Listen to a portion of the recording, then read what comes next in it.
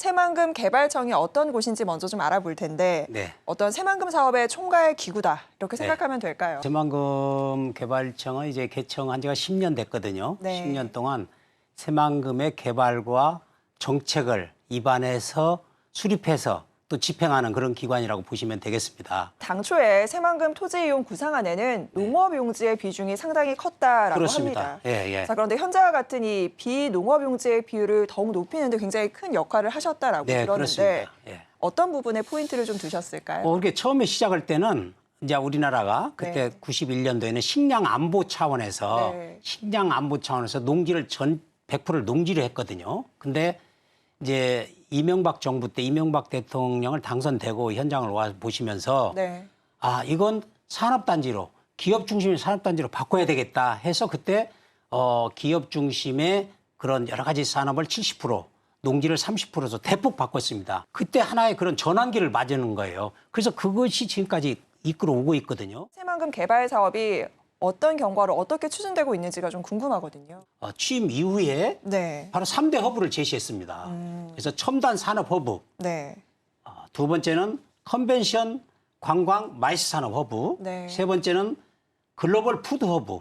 새만금의 그 적지다 글로벌 푸드 허브가. 그래서 글로벌 푸드 그 3대 허브를 제시해서 지금 기본 계획을 수립해 나가는 겁니다. 저희가 기대되는 부분이 이에 따른 경제적인 예. 파급 효과라고 할까요? 예. 고용 유발도 굉장히 많이 창출이 될 것 같거든요. 그렇죠. 새만금은 전라북도의 블루오션으로 대한민국의 새로운 그런 성장 산업이 반드시 될 것이다. 네. 그런 의미를 가지고 업무를 추진하고 있으니까 아주 즐겁게 하고 있습니다. 지금 보면 뭐 LS그룹, SK온, 예. LG화학 등 정말 굵직굵직한 기업들이 굉장히 많이 그렇죠. 유치가 된 상황입니다. 네. 이렇게 기업들이 새만금으로 몰리는 이유, 앞서서도 뭐 몇 네. 가지 짚어보기는 했지만 네. 현장에서 현장 목소리를 들어보셨을 때 네. 어떤 메리트와 강점이 있다라고 이야기하나요? 네, 그래서 저도 기업들한테 물어봤어요. 왜 새만금을 그냥 했더니 새만금 또 지금 공무원들이 눈빛이 달라졌다는 거예요. 이러려고는 그런 분위기. 기업이 살아야, 그죠. 기업이 살아야 국가의 건전성이 확보된다.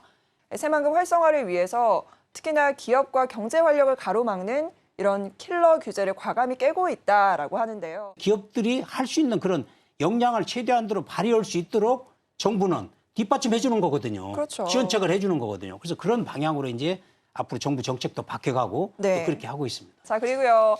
새만금 관리 기본 계획 이제 내년에 재수립을 한다라고 합니다. 새로운 그림을 통해서 미래 100년 대계를 좀 이어가겠다라는 말씀 앞서서 해주셨는데 어떤 방향으로 구상을 하고 계실지도 궁금해요. 네, 완전히 탈바꿈시켜라. 완전히 기업 중심의 그런 기본 계획을 그리라는 거거든요. 네. 그래서 정부 정책에 맞춰서 그런 기본 계획을 그려나갈 지금 계획을 갖고 있거든요. 그동안 지지부진했던 새만금 사업이 맞아요. 속도를 내면서 국민 한 사람으로서 참 기쁘거든요. 맞아요. 끝으로 시청자분들에게 네. 소감 한 말씀 전해주시죠. 새만금은 국가가 가지고 있는 마지막 금싸라기 땅입니다. 이 땅이 어떻게 개발하고 어떤 전략을 담느냐에 따라서 대한민국의 큰 성장 동력 산업과 미래 100년의 먹거리 산업이 담겨질 것입니다.